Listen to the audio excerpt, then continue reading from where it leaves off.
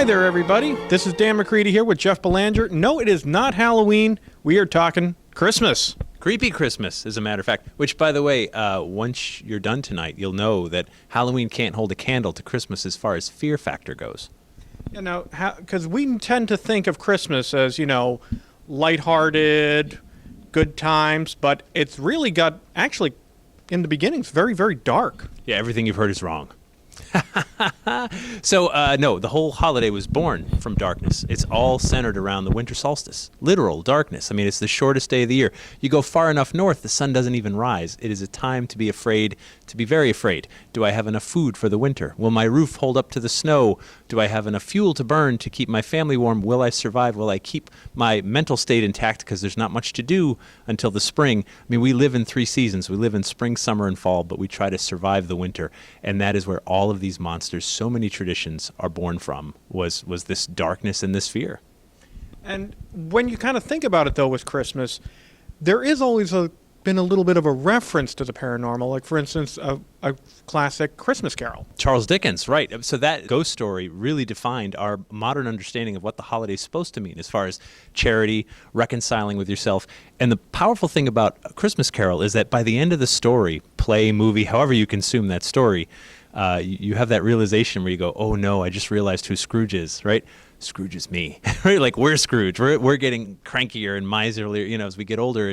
But the promise is that by being haunted by your past, by finally exposing yourself to the present, to the rest of the world around you, and looking into that bleak grave of a future, we can be redeemed in a single night, in one magical day. And that's so comforting. But we can't do it without fear. We can't do it without getting scared, without facing our deepest fears and then coming to grips with them and then changing as people. I mean, sometimes it takes a catalyst, and the catalyst is fear. But that's just one ghost story. I mean, the monsters were around centuries before Charles Dickens was ever born. I mean, so many of our traditions are born from this landscape, this time of fear. So the Nordic people, for example, would look out on this bleak winter landscape and see that winter kills everything. It kills the grass, the flowers, the trees, everything, but not the evergreen, right? The evergreen must be magical because it can stand up to winter. And so they would take the evergreen boughs and they'd put them over their doors and windows and hope that those prickly needles would keep out the evil spirits outside and protect you on the inside, because this tree is clearly magical. And some of these are traditions that we carry on to this day and maybe don't even know why.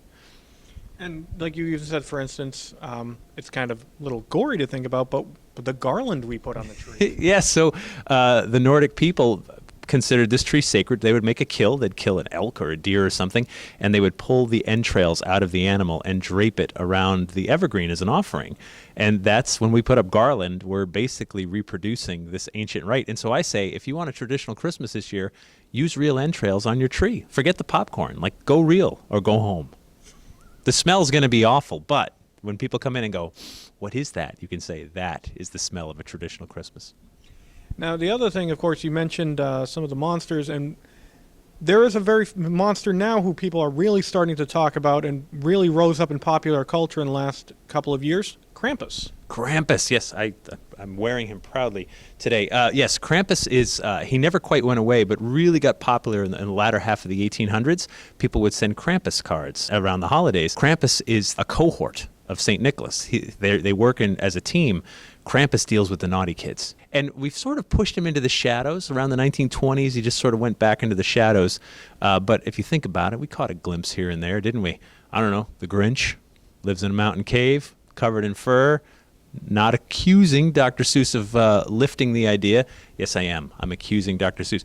So there was the Grinch, but then in 2015, the Krampus movie was a major motion picture, and now there's Krampus festivals, and he's really coming back. I mean, he's showing up in Christmas parades and things like that, because I think we need the consequence. We need this monster to remind us the fear factor. Like, it's not just if you're bad, when we were kids, if you're bad, you don't get as many presents. Maybe you get some coal. Yeah, you get some coal or some sticks, which traditionally, depending on where you lived in the world, could be a great gift. It could keep you warm. You could burn it, but Krampus was a real consequence. Of course, this region of the country in particular had a very complicated history with Christmas. Oh, yes, of course. Boston, the city that banned Christmas, called it satanical. quoting, satanical, dressing festive, giving gifts. All of this stuff was considered a satanical practice because it is a very pagan holiday. And so they banned it because they were Puritans. They wanted it to keep it pure. This is, it has nothing to do with Jesus or the birth or anything. This is just really Saturnalia carrying on, and you're getting drunk and you're getting disorderly. And so it was banned for years until the King of England said, all right, we can't really ban this thing, but it was still frowned upon. And for years and years, you still had to go to work. You still had to go to school in Boston all the way into the 1800s. And it was really Charles Dickens, when he came to America post-Civil War and brought A Christmas Carol and started doing public readings of it, starting in Boston, that this idea of, this is what the holiday should mean emotionally.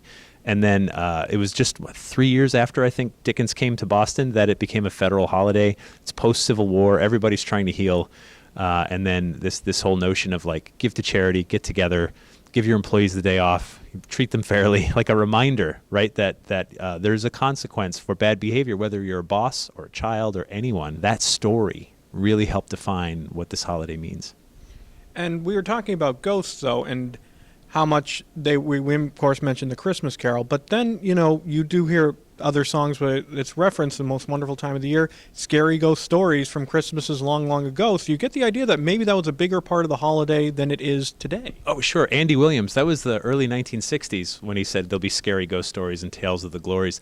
So on the one hand, he's referring to Christmas Carol, but also back in the 1800s, it was customary to read Victorian ghost stories at Christmas time. That's when women's magazines would publish stories you could read around the fireplace. It was the scariest time of the year. And so these traditions were often lost, but maybe they're starting to make a comeback. We're starting to see these scary Christmas movies come around, and maybe it's time to start reading those scary stories again. It's a reminder. It's the most frightening time of the year, historically speaking, and we got to hunker down for the long winter.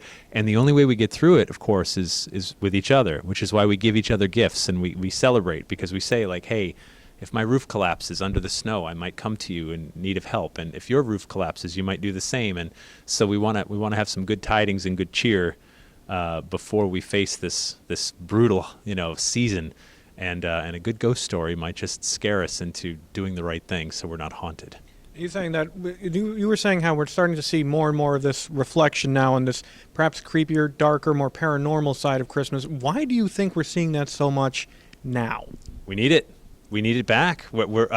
It's also it's a little bit of counterculture, which makes it cool, right? Like Krampus. Oh, you're going to go see St. Nicholas? I'm going to go to the Fall River Public Library and get my picture taken with Krampus, right? I mean, he's becoming cool again, but also I think it's celebrating the real roots of this holiday, which are complex and span many different countries and cultures and so many other aspects. I mean, it's become a real melting pot of so many traditions. It always was. But the thing about it is that it started as a completely all-inclusive holiday. The winter solstice affects everybody, 100% of people. Doesn't matter what you believe or disbelieve or atheist, whatever your religious inclinations are. It was about the solstice, and then later Christianity was attached to it. The only thing we know from the Bible is that Jesus wasn't born in the winter. Right? Like that's the one thing that the Bible says, the shepherds were laying out in the field with their flock by night. And there's 3 seasons they do that in Bethlehem, spring, summer, and fall, which means we can only rule out winter, which whatever, that's neither here nor there. But it was centuries later that the Roman Emperor Constantine started to establish December 25th as a day, and he was really tacking it on to the end of Saturnalia as a way to try to sell Christianity to these people that have been partying like pagans for 600-700 years. So it was really a sense of trying to unify Rome under one religion. And again, none of this makes it right or wrong. You're allowed to make it a deeply religious holiday if that's what you're into. You can make it completely secular.